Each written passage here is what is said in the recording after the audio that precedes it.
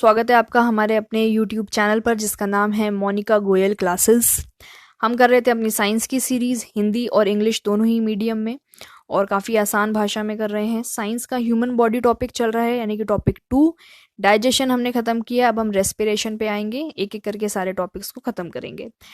चलिए बढ़ेंगे without wasting any time, हम अपने टॉपिक की तरफ बढ़ते हैं। और बढ़ने से पहले एक और चीज़ आपको बता दूं कि नोट्स और आप एमसीक्यूज़ परचेज़ कर सकते हो।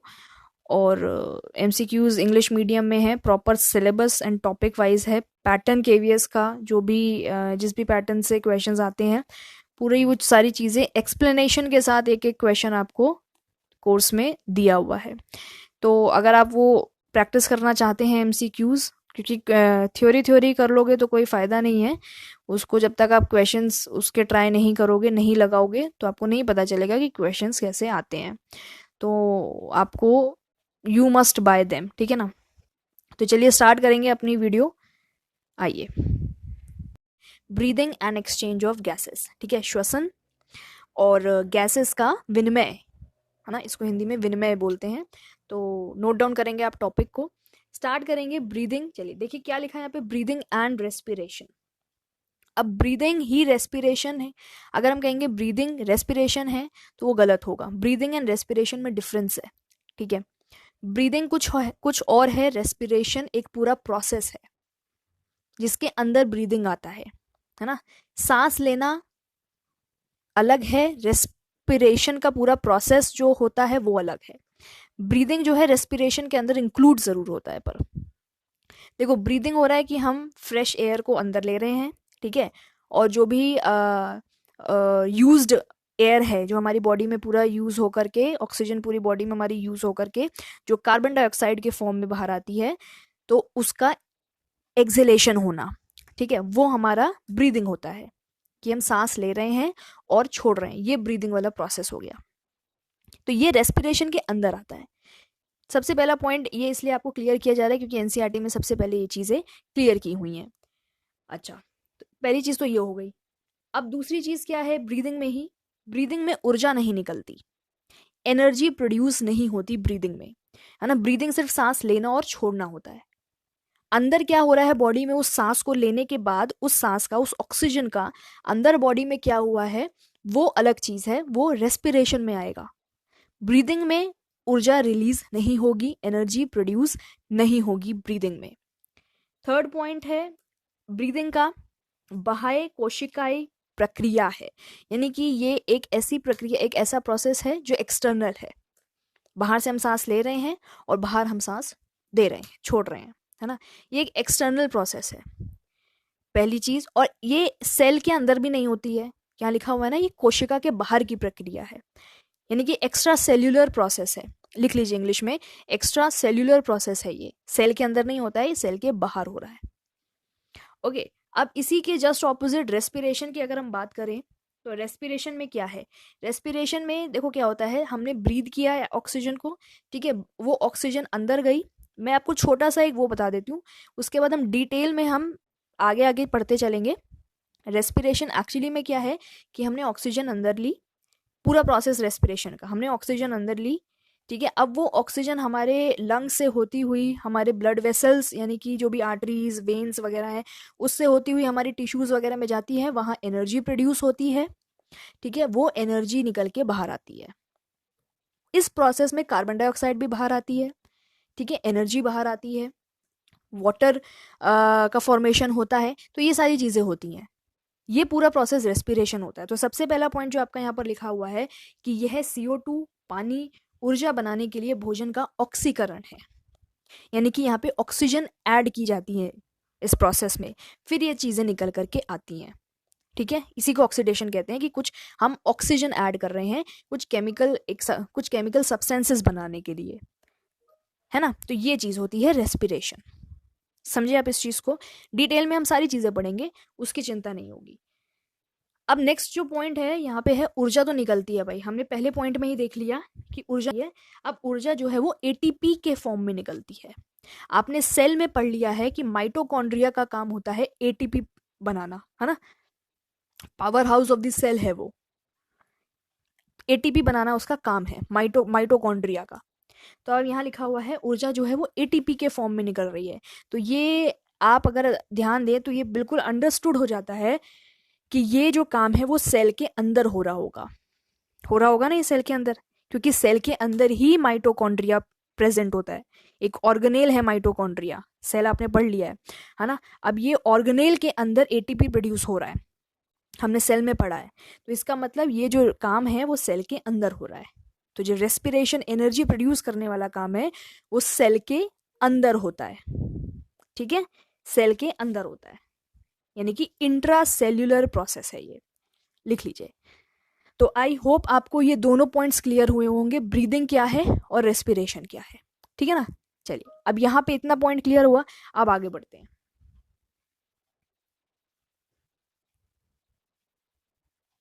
चलिए देखिए, रेस्पिरेटरी ऑर्गन्स यानी कि श्वसन अंग। अब देखिए, विभिन्न जीवों में, मैं आपको हिंदी में पढ़ रही हूँ, इंग्लिश में भी लिखा हुआ है, विभिन्न जीवों में उनके शरीर की संरचना और आवास के अनुसार सांस लेने की क्रियाविधि भिन्न होती है। यानी कि mechanism of breathing varies in different organism according to their body structure and habitat. ये कह रहे हैं कि डिफरेंट डिफरेंट ऑर्गेनिजम्स होते हैं, ठीक है, उनका बॉडी स्ट्रक्चर यानी कि जो भी बॉडी शेप है, स्ट्रक्चर है, जो भी संरचना है बॉडी की, वो अलग होती है। उनका हैबिटेट अलग होता है, यानी कि कहाँ वो रहते हैं, किस तरह से वो रहते हैं, ये सारी चीज़ें अलग अलग होती हैं। ऑर्गेनिजम्स की डिफरेंट ऑर्गेनिजम्स हैं, ठीक है। तो उनका जो ब्रीदिंग का प्रोसेस है वो भी अलग अलग होगा, कि कौन किस तरह से ब्रीद कर रहा है, ये भी अलग अलग, ठीक है। कौन कहाँ से ब्रीद कर रहा है, हम कहाँ से कर रहे हैं, हम नोज से कर रहे हैं। इसी तरह से फिशेस कहाँ से कर रही हैं, वो कहीं और से कर रही हैं, ठीक है। तो ये चीज़ें हमने पढ़नी है कि कौन सा ऑर्गेनिज्म कहाँ से कर रहा है। सारे ऑर्गेनिजम्स का अब हम डिटेल नहीं पढ़ेंगे, बट हाँ एक तरीके से देखें तो देख लेते हैं क्या कह रहा है। देखो, रेस्पिरेटरी ऑर्गन्स लिखे हुए हैं एक साइड, और एक साइड आपके ऑर्गेनिजम्स लिखे हुए हैं। तो सबसे पहला पॉइंट है पूरे शरीर की सतह, यानी कि फुल बॉडी सरफेस से। मान लो मान लो आपका इस तरह से कोई आपका वो है ऑर्गेनिज्म, फ्लैटवॉर्म्स, मान लो ये फ्लैटवॉर्म्स में से कोई और एक ऑर्गेनिज्म है ये, ठीक है ना। तो ये पूरे सरफेस से ब्रीद करेगा, यानी कि ये पूरा सरफेस से ब्रीद करेगा। ये जो भी पूरा इसका जो बॉडी का सरफेस है ये एयर के कांटेक्ट में रहता है ना। तो पूरे सरफेस से ब्रीद कर रहा है। तो ऐसे कौन से जानवर हैं, स्पॉन्जेस हो गए, सीलेंटरेट हो गए, ठीक है, और ये है फ्लैटवॉर्म्स हो गए, है ना। ये लिख लीजिए, एनसीईआरटी में लिखा हुआ है। अब स्किन स्किन स्किन यानी कि त्वचा से कौन ब्रीद कर रहा है, अर्थवॉर्म करते हैं, केचुआ, ठीक है। Tracheal system, insects. नेक्स्ट है गिल्स, गिल्स में आपके मीन, जलीय, ऑर्थ्रोपोड, यानी कि पाइसेस, पाइसेस में आप फिशेस को डाल सकते हो। और नेक्स्ट है आपका एक्वेटिक ऑर्थ्रोपोड्स, ठीक है, ये आते हैं।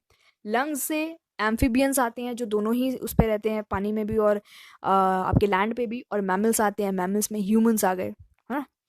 तो ये लोग हो गए। तो इस तरह से इतना ही दे रखा है, आप इतना ही लिख लीजिए, बहुत है। तो ये हो गया रेस्पिरेटरी ऑर्गन्स और ऑर्गेनिजम्स, ठीक है। चलिए आगे बढ़ेंगे। अच्छा, अब ये छोटे छोटे कुछ पॉइंट्स लिखे हुए हैं, इसको सबसे पहले देख लेते हैं। प्लांट्स के बारे में हल्का सा दिया हुआ है आपके, तो वो पॉइंट मैंने नोट डाउन कर लिया है ताकि कुछ चीज़ें रह ना जाएं। देखो, प्लांट्स का लिखा हुआ है कि भाई पौधे जो हैं वो गैसेस को स्टोमेटा के थ्रू एक्सचेंज करते हैं, ठीक है। स्टोमेटा होता है, सबको पता है, लीव्स में प्रेजेंट होता है तो उसके थ्रू ही जो है गैसेस का एक्सचेंज होता है, ठीक है। और जो प्रोसेस है वो डिफ्यूजन यूज हो रहा है यहाँ पर, परासरण, ठीक है। और ह्यूमन बींग्स में भी जब गैसेस का एक्सचेंज होता है तो डिफ्यूजन का प्रोसेस ही यूज होता है। तो आप उसको पॉइंट को नोट डाउन कर लेंगे, हालांकि आगे आप ये पढ़ लेंगे, तो ह्यूमंस का फिलहाल रहने देना, प्लांट्स का लिखते चलिए। इस स्टोमेटा के थ्रू बाय डिफ्यूजन ये अपना यानी कि परासरण के थ्रू ये गैसेस को एक्सचेंज करते हैं। और एक्सचेंज में CO2 O2 कैसे एक्सचेंज हो रहा है, देखो, CO2 कब निकलता है, O2 कब निकलता है, O2 कब यूज हो रहा है, CO2 कब यूज हो रहा है, ये चीजें देख लेते हैं। अब देखिए, सबसे प्लांट्स में बात करें तो फोटोसिंथेसिस होता है, यानी कि प्रकाश संश्लेषण होता है, ठीक है, क्योंकि जो पौधे हैं अपना खाना खुद बनाते हैं। अच्छा, अब पौधे अपना खाना खुद बना रहे हैं, फोटोसिंथेसिस कब होता है, रात में फोटोसिंथेसिस नहीं होता है, ठीक है, रात में प्रकाश संश्लेषण नहीं होता है, ठीक है, दिन में होता है। तो दिन में होता है, अब सभी को पता है फोटोसिंथेसिस में क्या यूज होता है, CO2, है ना। फोटोसिंथेसिस में CO2 यूज हो रही है। है ना। CO2 यूज़ हो रही है, सनलाइट यूज़ हो रही है। तो CO2 यूज़ होती है दिन में, ठीक है, लिख लीजिए, CO2 यूज़ होती है दिन में, यानी कि CO2 को अंदर लिया जाता है, ठीक है। CO2 को अंदर लिया जाए, प्लांट CO2 को अंदर लेते हैं, कब? दिन में। और O2 बाहर आती है, ठीक है, ऑक्सीजन बाहर आती है, क्योंकि फोटोसिंथेसिस हो रहा है दिन में। दिन में फोटोसिंथेसिस हो रहा है, इसीलिए आपको CO2 O2 का क्या समझना है कि CO2 यूज हो रही है ना, दिन में यूज हो रही है, यानी कि दिन में CO2 अंदर जा रही है और ऑक्सीजन बाहर आ रही है। इसके जस्ट ऑपोजिट होता है रात में, क्योंकि रात में फोटोसिंथेसिस होता नहीं है। तो जब रात में फोटोसिंथेसिस होता नहीं है तो रात में क्या होगा, CO2 बाहर आ जाती है, ठीक है। तो इस तरह से एक्सचेंज ऑफ गैसेस प्लांट्स का रहता है, इतना सा आपको समझ लेना है। अब बाकी जब हम प्लांट लाइफ पढ़ेंगे तो और चीज़ें देख लेंगे। अच्छा, नेक्स्ट आ जाता है टेरेस्ट्रियल ऑर्गेनिज्म, यहाँ लिखा हुआ है स्थलीय जीव, है ना, जो आपके लैंड पे रहते हैं, वो वाले जीव। अब ये लिखा हुआ है सतह से एक्सचेंज होती हैं गैसेस। टेरेस्ट्रियल ऑर्गेनिजम्स में, जो टेरेस्ट्रियल ऑर्गेनिजम्स हैं उनमें जो गैसेस का एक्सचेंज हो रहा है ना, गैसेस O2 बाहर आना, CO2 बाहर आना, CO2 अंदर लेना या O2 बाहर आना, जो भी है, ये जो चीज़ें हो रही हैं वो सरफेस पे होती हैं, ठीक है, सतह से होती हैं उन ऑर्गेनिजम्स के। और ये ऑक्सीजन को कहाँ से लेते हैं टेरेस्ट्रियल ऑर्गेनिज्म? वातावरण से लेते हैं। ये भी पॉइंट आप नोट डाउन करेंगे कि एटमॉस्फेयर से ऑक्सीजन, एटमॉस्फेरिक एयर जो है उसका यूज करते हैं टेरेस्ट्रियल ऑर्गेनिज्म, ठीक है। ये इसलिए लिखा है क्योंकि अब जो नेक्स्ट पॉइंट आ रहा है उससे आप समझ लेंगे कि एक तो टेरेस्ट्रियल ऑर्गेनिज्म होंगे, एक एक्वेटिक होंगे, यानी कि जो पानी में रहते हैं। पानी में रहने वाले जो ऑर्गेनिजम्स हैं वो कहाँ से लेते हैं ऑक्सीजन को? वो लेते हैं ऑक्सीजन को पानी में से ही। पानी में जो ऑक्सीजन डिजॉल्व हो गई है, ऑक्सीजन जो पानी में घुल गई है, उस ऑक्सीजन का यूज करते हैं पानी में रहने वाले जीव, ठीक है। इसीलिए यहाँ लिखा हुआ है जो टेरेस्ट्रियल ऑर्गेनिज्म है वो कहाँ से लेते हैं, वो तो वातावरण से ले लेते हैं, और जो एक्वेटिक है वो कहाँ से लेते हैं, वो पानी में घुली हुई ऑक्सीजन को ही यूज करते हैं। देखिए यहाँ पर लिखा हुआ है पानी में रह रहे जानवर ऑक्सीजन को पानी से ही लेते हैं, पानी में घुली हुई ऑक्सीजन को यूज करते हैं, एक्वेटिक ऑर्गेनिजम्स, ठीक है ना। इनका ब्रीदिंग प्रोसेस काफ़ी तेज होता है, ये भी आप लिख लीजिए, ये पॉइंट बहुत ज़रूरी है। कैसे भी रीजनिंग वाले क्वेश्चंस में ये आपको पेपर में देखने को मिल सकता है कि भाई जो एक्वेटिक ऑर्गेनिजम्स हैं, या आपको कह देंगे जो फिशेज़ हैं, है ना, इनका जो ब्रीदिंग प्रोसेस है, सांस लेने का जो प्रोसेस है और सांस छोड़ने का, ये इतना जल्दी जल्दी क्यों होता है?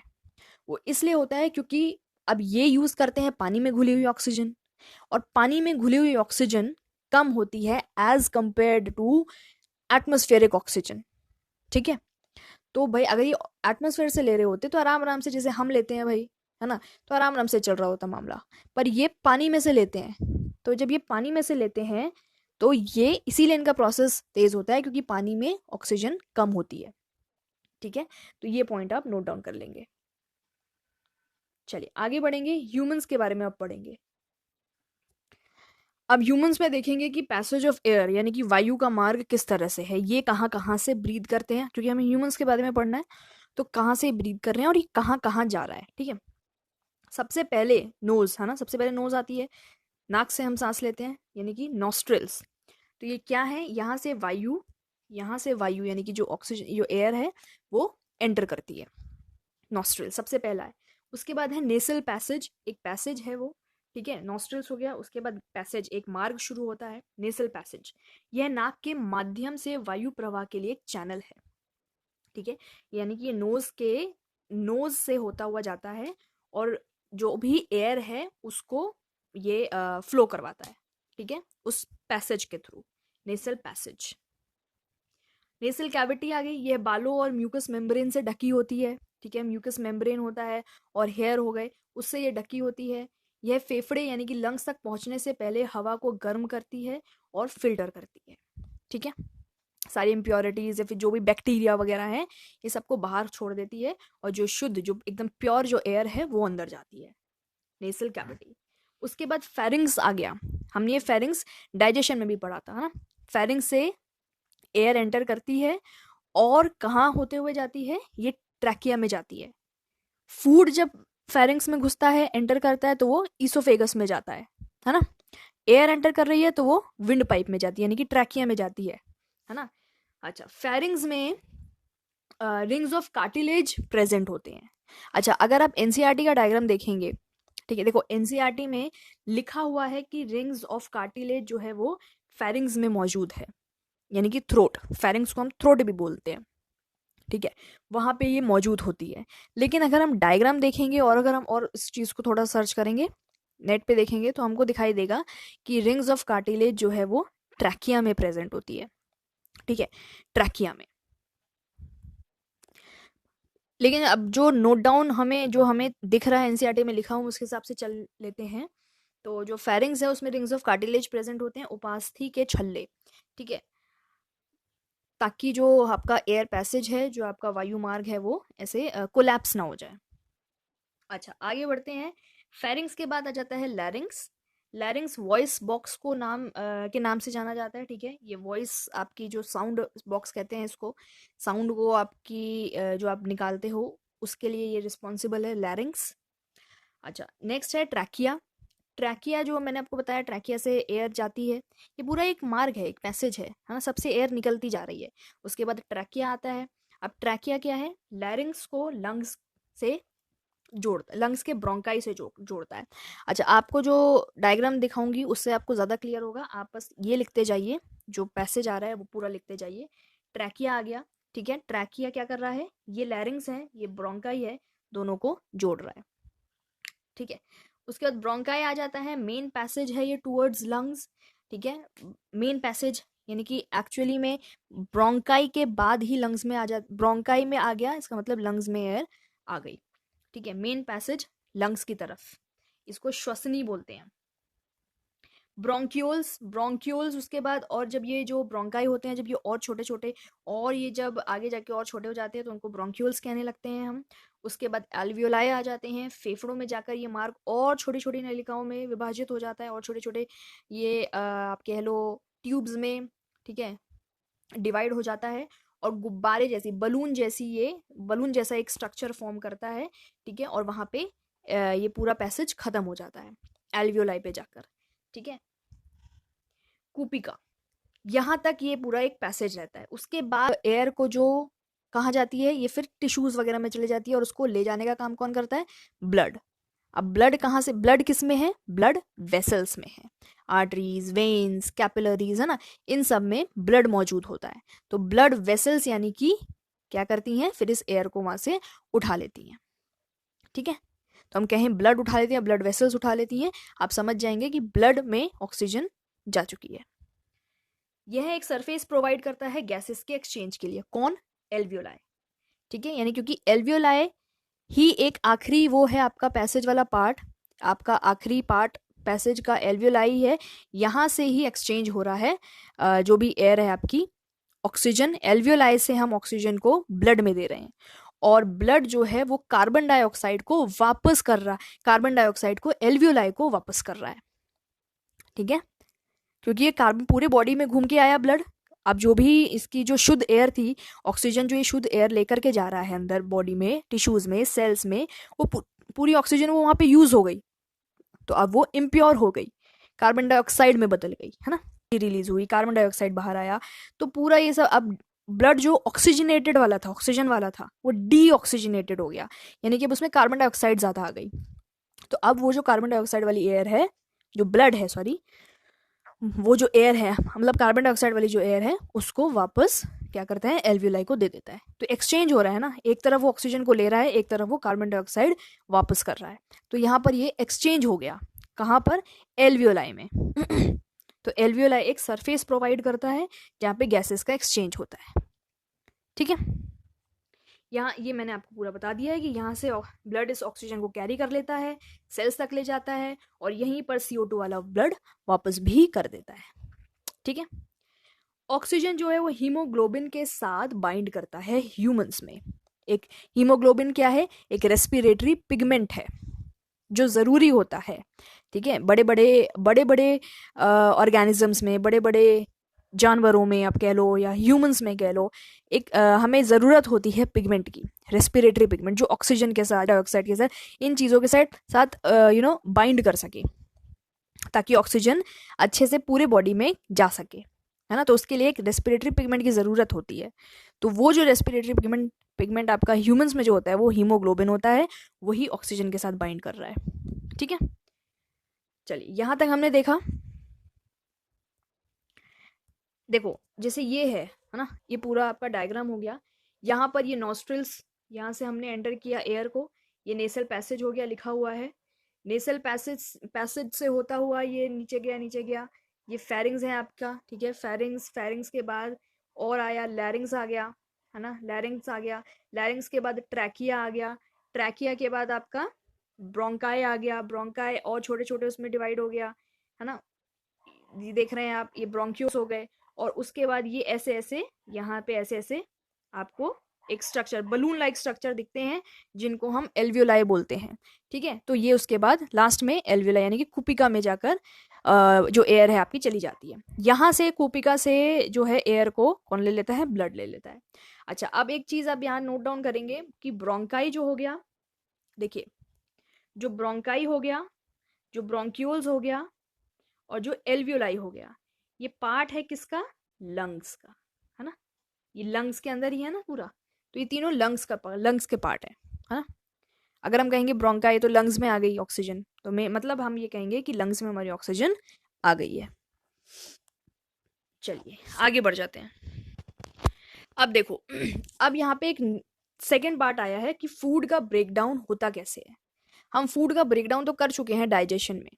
अब क्या होता है, जो फूड एकदम सिंपलेस्ट फॉर्म में आ गया, अपनी ग्लूकोज में आ गया, हम सपोज बात करें अगर कार्बोहाइड्रेट्स की, तो जो आपका फूड है वो ग्लूकोज में पूरा कन्वर्ट हो गया। अब ये ग्लूकोज स्मॉल इंटेस्टाइन में है, ठीक है। अब क्या कर रहा है, वहाँ पे एब्जॉर्प्शन हो रहा है सारे चीज़ों का, शुगर का, जो भी चीज़ें हैं स्मॉल इंटेस्टाइन में या जहाँ से भी जो भी एब्जॉर्प्शन हो रहा है, अवशोषण हो रहा है। ठीक है, अब क्या होता है कि भाई एब्जॉर्ब्ड जो फूड है, जो एब्जॉर्ब हो चुका है जो फूड, उस फूड को वहां से उठा लिया जाता है। कौन ले जाता है, ब्लड ही ले जाता है। ठीक है, कौन ले जाता है, ब्लड। ब्लड किस में आएगा, ब्लड वेसल्स में आएगा अपनी। ब्लड ऐसे खुला तो घूम नहीं सकता पूरी बॉडी में, है ना, वो नसों में होता है मौजूद, आपकी आर्टरीज में, आपकी वेन्स में मौजूद होता है। तो ब्लड वेसल्स आकर उस फूड को वहां से, एब्जॉर्ब हुआ फूड जो होता है वो वहां से उसको उठा लेते हैं। और कहाँ ले जाते हैं, सीधे आपके सेल्स में ले जाते हैं। सेल्स में मतलब बॉडी पार्ट्स में घुमा देते हैं पूरा, है ना। बॉडी बॉडी पार्ट्स में क्या है, सेल्स हैं, टिश्यूज हैं, है ना, टिश्यूज हैं, टिश्यूज में सेल्स, टिश्यूज के अंदर सेल्स हैं। समझ रहे हो आप इस चीज को, सेल क्योंकि सबसे छोटी यूनिट है ना, सेल से बनी है हमारी पूरी बॉडी। तो सेल्स में हम कहेंगे कि सेल्स में ले गए, पूरी बॉडी में घूमता है, यानी कि सेल में आपका फूड चला गया। ठीक है, फूड सेल में चला गया। और जो हमारा ऑक्सीजन जो आया था, जो हमने ऑक्सीजन लिया था, ब्रीथ किया था, और ब्लड ने ऑक्सीजन उठा लिया था लंग्स में से, वो कहाँ गया, वो भी टिश्यूज में आ गया, वो भी सेल्स में आ गया। ठीक है, अब वहां पर जो प्रोसेस होगा वो एनर्जी प्रोड्यूस होने वाला प्रोसेस होगा।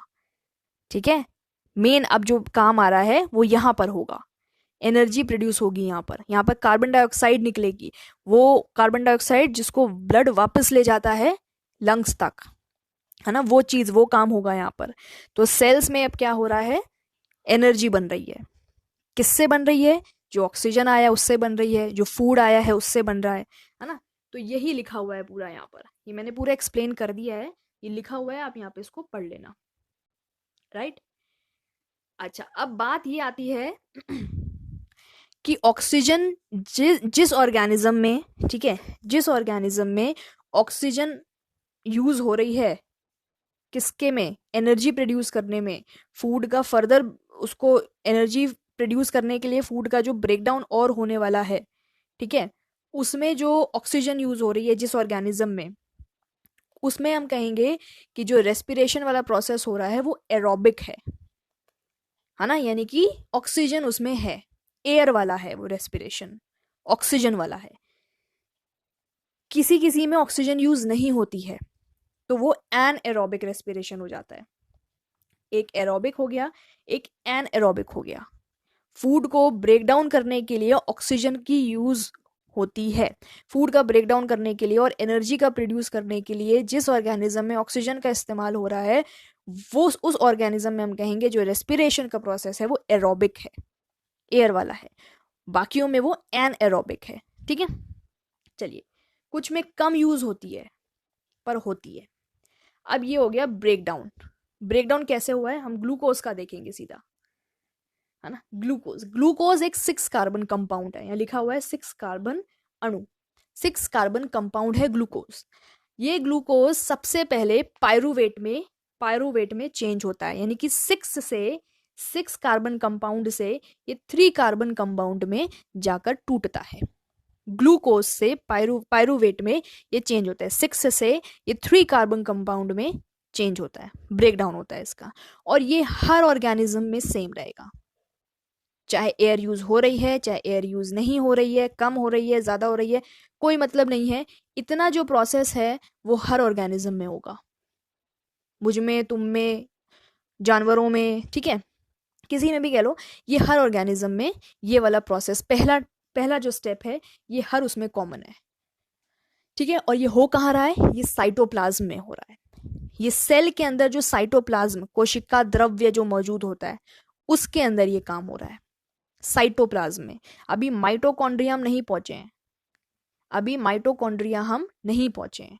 किस केस में हम माइटोकॉन्ड्रिया में एंटर करेंगे और एटीपी बनकर आएगी वो भी हम देखेंगे। पर अभी जो हुआ है वो 6 से 3 में आया है, 6 कार्बन कंपाउंड से 3 कार्बन कंपाउंड में चेंज हुआ है ग्लूकोज, तो वो साइटोप्लाज्म में हुआ और ये स्टेप हर ऑर्गेनिज्म में कॉमन है।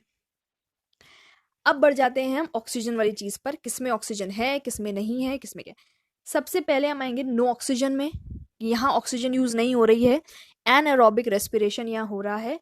और एनएरोबिक रेस्पिरेशन में जो एंड प्रोडक्ट्स बनकर आ रहे हैं, जो फाइनल प्रोडक्ट्स बनकर आ रहे हैं, जो लास्ट में बनकर आया है, वो है इथेनॉल, CO2 और एनर्जी। ठीक है, समझ गए आप इस चीज को। ये आता है, आपको पूछ सकते हैं कि एनारोबिक में क्या एंड प्रोडक्ट्स हैं, है ना, या पूछ लेंगे यीस्ट में क्या एंड प्रोडक्ट्स हैं, क्योंकि ये वाला जो एनारोबिक रेस्पिरेशन है ये हमने एनसीईआरटी में पढ़ा है कि ये यीस्ट में हो रहा है। ठीक है, तो ये जब ये यीस्ट में हो रहा है तो ऐसे क्वेश्चन आपको पूछा जा सकता है कि यीस्ट में क्या एंड प्रोडक्ट्स आएंगे, तो ये एंड प्रोडक्ट्स आएंगे। ठीक है, नेक्स्ट है आपका, अगर हम देखें, ये देख लेते हैं हम, ये है एरोबिक, ये एनएरोबिक थी, ये एरोबिक है। ठीक है, ये एयर के प्रेजेंस में हो रही है, यानी कि ऑक्सीजन इसमें यूज हो रही है, तो ऑक्सीजन ये यूज हो रही है, ये वाली जो ऑक्सीजन यूज हो रही है इसमें एरोबिक रेस्पिरेशन हो रहा है। और ये इंसानों में होता है, इंसानों में ये भी हो रहा है, पर अभी मैं आपको बता रही हूँ कि जहाँ पे एयर का यूज हो रहा है उसमें माइटोकॉन्ड्रिया आ जाता है। यानी कि जो 3 कार्बन कंपाउंड यहाँ पर हमारा चेंज हुआ, साइटोप्लाज्म में चेंज हो गया, यानी कि अभी ऑर्गेनेल्स में नहीं घुसा है कुछ भी, सेल के अंदर जो द्रव्य मौजूद है उसमें है, अभी उसमें ये काम हो गया।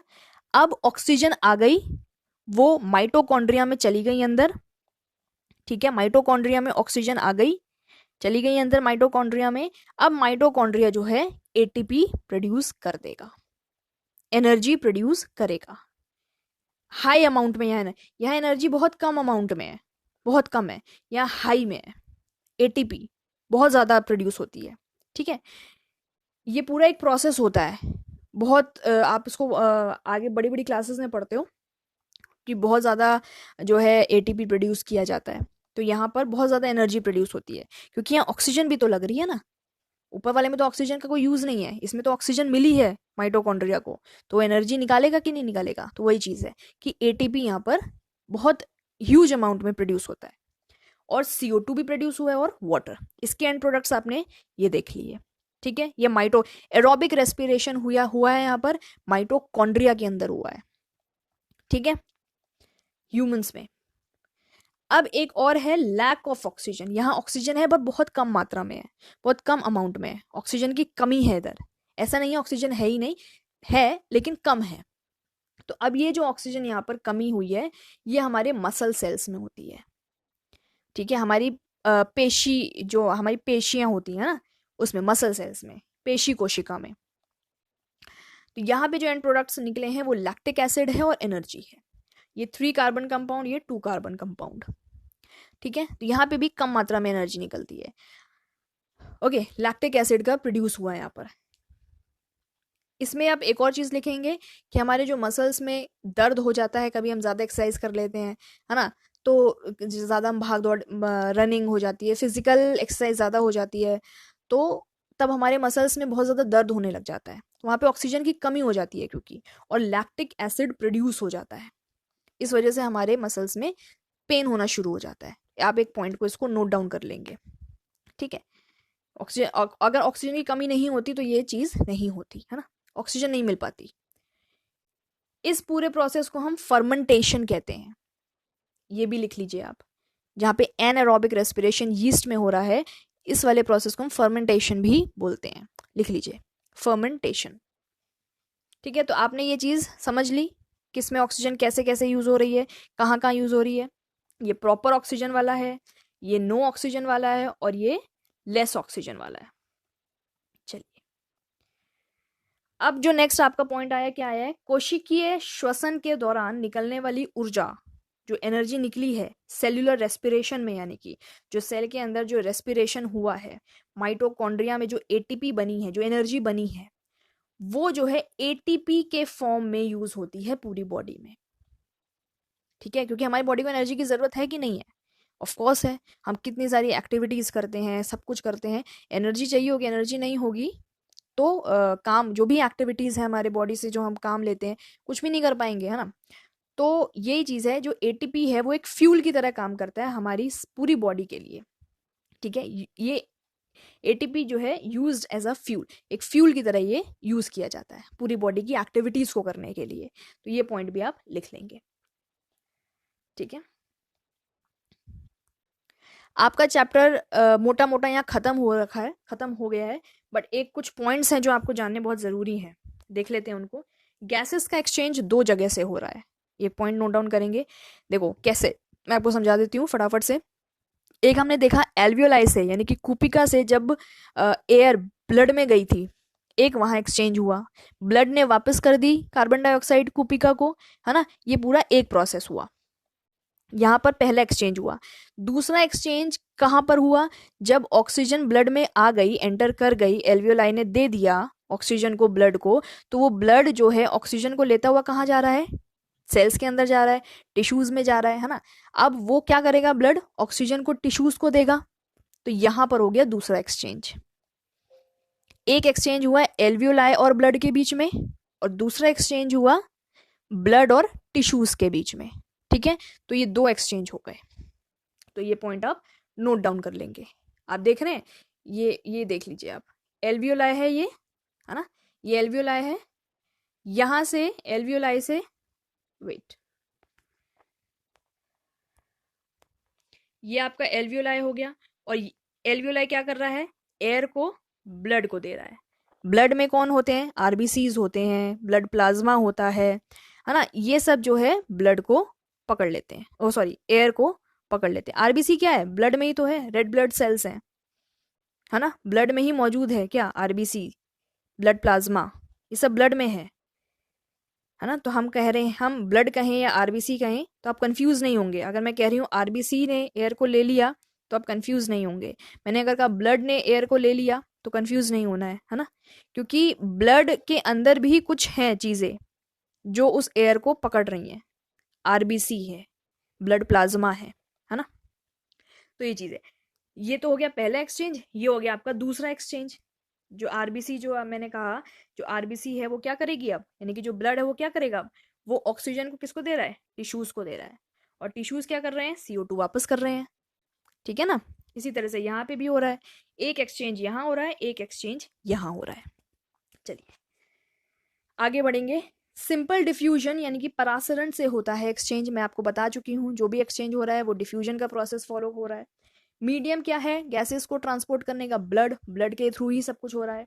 अच्छा अब देखो मैं क्या कह रही थी आपको, मैंने बताया आरबीसी लेता है, ब्लड प्लाज्मा लेता है, तो 97% जो ऑक्सीजन है, याद रखेंगे, जो 97% ऑक्सीजन है वो आरबीसी पकड़ती है, और जो बचा हुआ 3 है वो ब्लड प्लाज्मा पकड़ लेती है। ये ब्लड का ही पार्ट है, ठीक है, कंफ्यूज नहीं होंगे। इसी तरह से अगर हम कार्बन डाइऑक्साइड की बात करें तो 20 से 25% जो कार्बन डाइऑक्साइड है वो आरबीसी पकड़ती है, और 7% ब्लड प्लाज्मा पकड़ता है, और 70% जो है वो एक बाइकार्बोनेट के रूप में जाता है। ठीक है, लिख लीजिए, नोट डाउन कर लीजिए। आपको ये कंफ्यूजन तो इसमें आपको कोई कंफ्यूजन तो नहीं हो रही होगी, राइट? क्योंकि मैंने आपको बताया कि ब्लड में आरबीसी है, ब्लड प्लाज्मा वगैरह है, यही सब ब्लड एयर को पकड़ती है ना? तो इसका मतलब ये नहीं है कि ब्लड कहाँ गया, ब्लड ही पकड़ रहा है, पर ब्लड में सेल्स हो रहे हैं कि नहीं, सेल्स हैं, रेड ब्लड सेल्स हैं, ब्लड प्लाज्मा है, वो पकड़ते हैं एयर को, ठीक है, कार्बन डाइऑक्साइड को।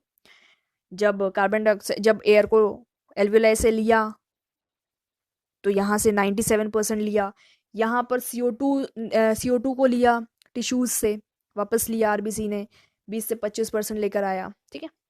तो ये होता है। अच्छा, अब ये है ब्रोंकाई, ब्रोंक्यूल्स, एल्वियोलाई, ये लंग्स का पार्ट है तीनों, ये मैं बता चुकी हूँ। लंग्स से ऑक्सीजन आर्टरीज और वेन्स एक्सेट्रा में से सेल्स में जाती हैं। मैं आपको बता चुकी हूँ लंग्स क्या होता है। एल्वियोलाई जो लंग्स में है उसमें ऑक्सीजन आके रुकी, वहाँ से ऑक्सीजन को कौन लेता है, ब्लड वेसल्स लेती हैं। ब्लड वेसल्स मतलब आर्टरीज, वेन्स, नसें आपकी, वो ब्लड को वहाँ से ले रही हैं, है ना। ब्लड ऐसे खुला तो आएगा नहीं, किसी ट्यूब में ही आएगा, किसी पाइप में आएगा, किसी नस में, किसी नली में, इसी में चीज़ों में ब्लड मौजूद है ना। तो वही है arteries and veins, blood vessels आपकी, ठीक है, ये चीज़ है। सेम वे CO2 वापस सेल्स या टिश्यूज से आर्टरीज और वेन्स के द्वारा ही लंग से वापस आती है और बाहर निकल, ठीक है। तो ये कॉमन बहुत ही आपका सिंपल सा पॉइंट है, उसको समझाने की जरूरत नहीं है, बार बार मैं एक ही चीज़ बोल के रिपीट नहीं करना चाह रही। तो यहाँ पर आपका जो चैप्टर है रेस्पिरेशन का ख़त्म होता है। टॉपिक 2 का यानी कि ह्यूमन बॉडी का हमने तीसरा काम भी कर लिया, तीसरा चैप्टर भी पढ़ लिया, जो कि है रेस्पिरेशन, श्वसन, ठीक है।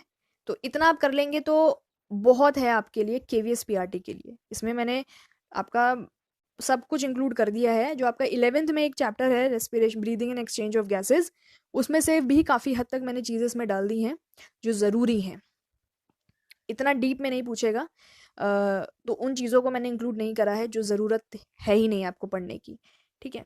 तो यहाँ पर चीज़ों को ख़त्म करते हैं। नेक्स्ट जो आपका वो होगा सर्कुलेशन, ट्रांसपोर्टेशन, यानी कि ब्लड के बारे में अब हम पढ़ेंगे, ठीक है। जो हमने ये किया ना, ऑक्सीजन आई कहाँ पे आई, ब्लड में आई, तो ऑक्सीजनेटेड ब्लड लेकर के वो सेल्स में गया, टिश्यूज़ में गया।